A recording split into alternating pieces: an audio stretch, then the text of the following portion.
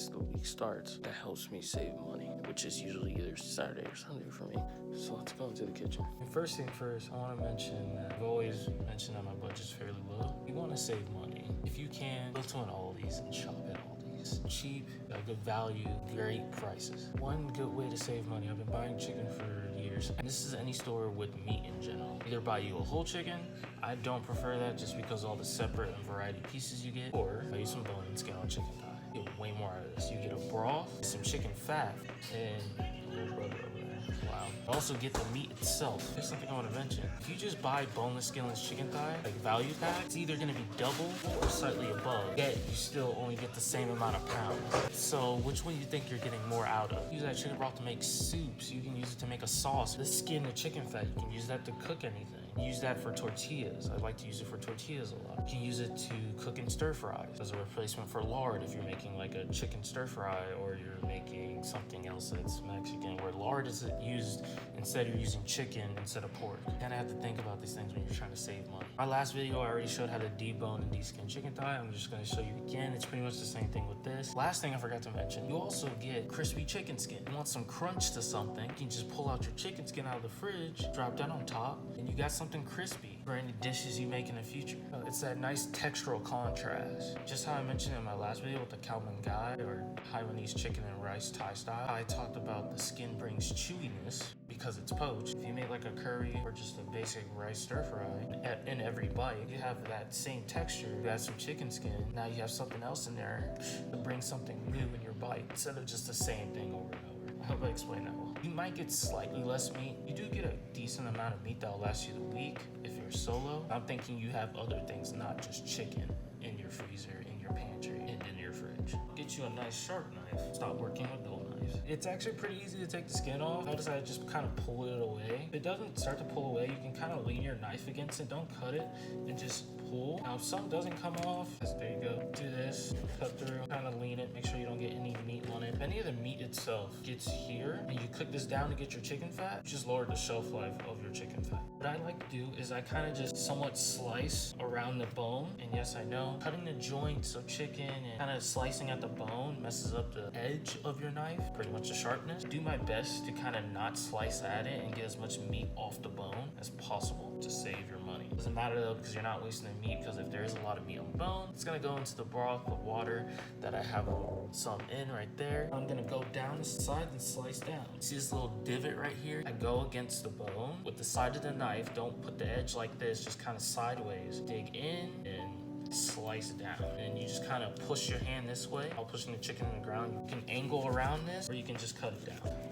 And boom, you got the bone off. And you take your bone, have your water already set. I would go like 2.5 quarts. When it comes to chicken thigh bone, they're not as good as the bones of the whole chicken. Like, I forgot the anatomy of the chicken. I believe it's the spinal cord. Pretty much a chicken thigh bone. They're decent for stock, but they're not as good as like the whole chicken itself. And some of the other bones I don't remember. So the amount of gelatin you get is like, it's still better to have your own homemade stock than it is the store-bought. I have some Ziploc bags ready. And I also have my scale right here so I can know how much, pounds. So I can know how much chicken I'm putting in each bag. I like to have a 1 pound bag and then everything else a ½ pound. And if I don't want to get out another bag, I end up putting 12 ounces into one bag. Those 8 ounces will be for like noodle dishes. They're more for slices, pretty much. They're not for grounding. 1 pound bag is usually for me grinding the meat myself. If I'm making a dish that I need ground meat for. But your chicken skin, these pieces, that's convenient. Let's spread it out thin because it's easier to cut instead of layered. And then I would just thinly slice the pieces. This is just so that the chicken skin is in separate pieces. It's easier to crispify them instead of just laying flat and taking up a bunch of space. I'll show you how to cook them. I do want to tell you guys, it does take a while to kind of cut all the skin. Kind of really have to slice through. I have a little bit more than what my package gave me, 3.5 pounds of chicken. It'll give you like this amount. I had another package. I had an excess amount of skin from last week because I already had some chicken fat and crispy chicken skin in the fridge. So I decided to bag it up and save it and freeze it. So I'm gonna put this on medium low just so I can get as much fat out as possible. Lower heat, you're giving the skin time to just let its fat come out without it browning. This is a personal thing. It feels like once it gets to that browning stage, the fat kind of tends to stay in. I don't know if that's true or not, but I do know that going to lower heat helps you get as much fat out as possible without it browning. And once it starts to brown a bit, You can go up to medium heat. Go until it's golden brown, crispy. Pretty much saute it as I go. You won't have just regular chicken fat. You'll have chicken fat that's been flavored by some golden brown chicken skin, which means that the flavor's enhanced. Much better if you just rendered it out and called it chicken broth. Now here, with this, I'm gonna bring this up to like kind of a boil on medium high, add my bones in. And as it goes kind of in the beginning stages, or if you could come back to this every now and then, skim off that scum, that little foamy stuff up top. I would use a strainer, a mini strainer if you can.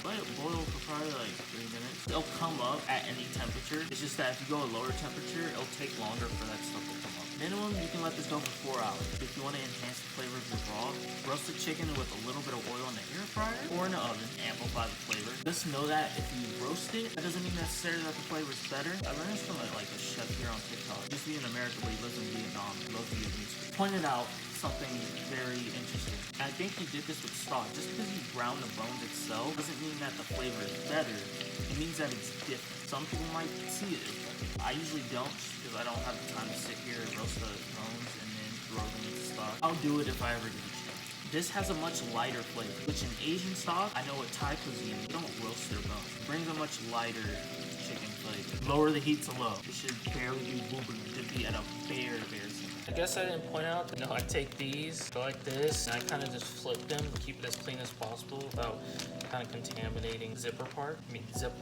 And that's because when you defrost it, there's always that chance that the Ziploc part is gonna come in contact with the water, and then you contaminate the water, have a little splash in your refrigerator, and you just contaminated your whole fridge.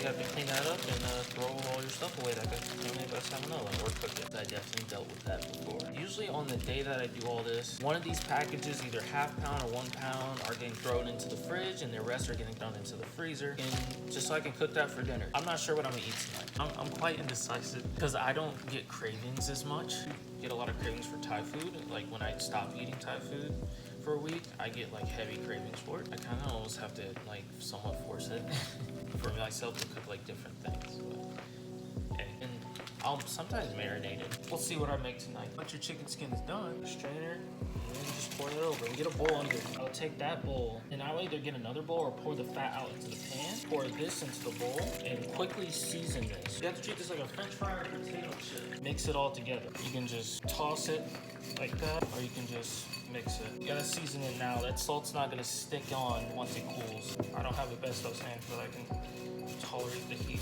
a little bit. Yeah. There you go.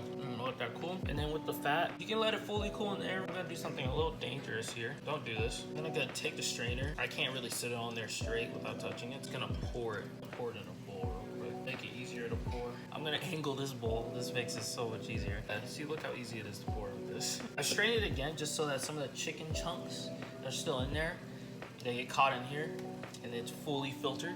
But I'll see you guys. That's about it.